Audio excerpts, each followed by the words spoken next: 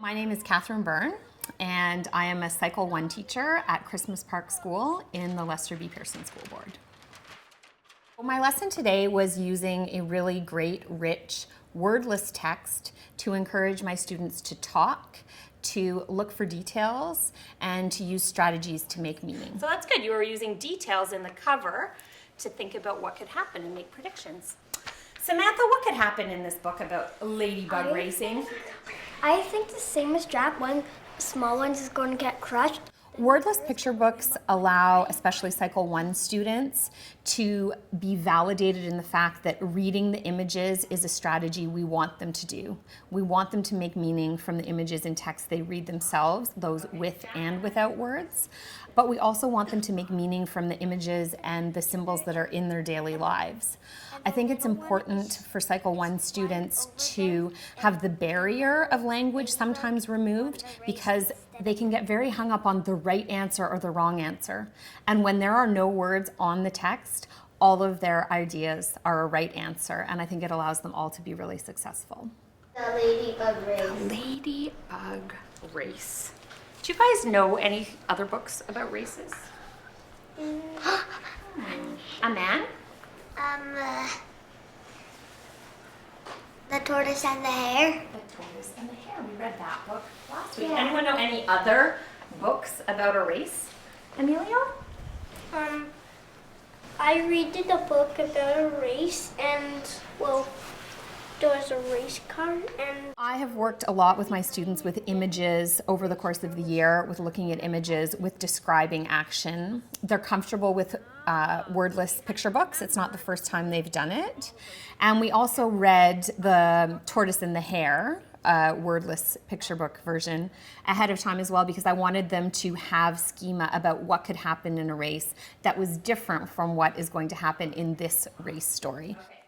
So something simple like asking them to tell me what is happening, describe the action, a prop like a mic where they can pretend to be the announcer or they can say what's going on, can help them to identify what you're asking them to do and help them understand the role of narration in a text. Even though the narration isn't on a page, you're asking them to do a lot more work if you're asking them to narrate what's happening. maybe a guy saying ready, set, go, and all the ladybugs are starting the race. I love that race language you use. So front cover, back cover, spine. There is a special name for the crack between the pages.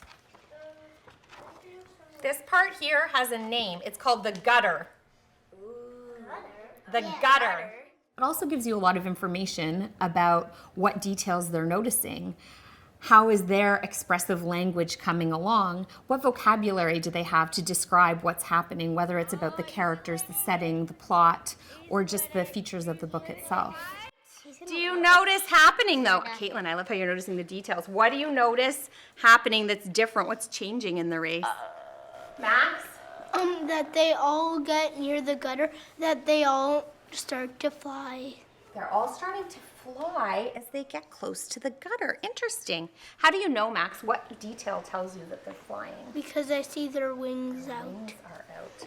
Can you tell what's happening even though there's no words? Let's catch up. I can win. We can all do it. Amazing, Emma. I think that is what it would be saying. So even though there's no words, the pictures tell you what's happening, right?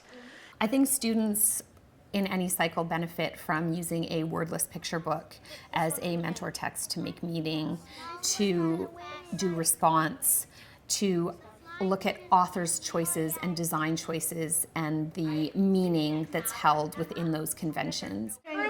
His friend. He's caring about his friend. Oh, timer. It's not really important. It's not, a race is not all about winning. It's about having fun and caring. Wow. Not really winning.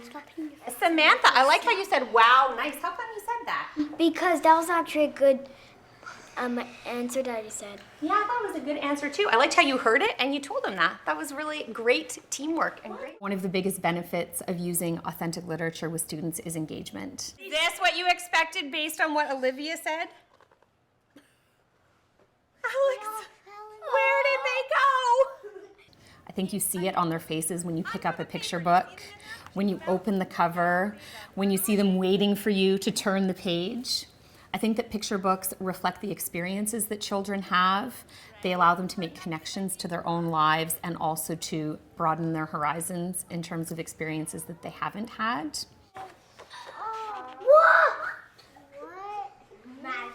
James, what's happening? Twisting. They're all coming out. Yeah, kind of like in a spiral. Did you peek a little bit? Yeah. You could kind of see, couldn't you?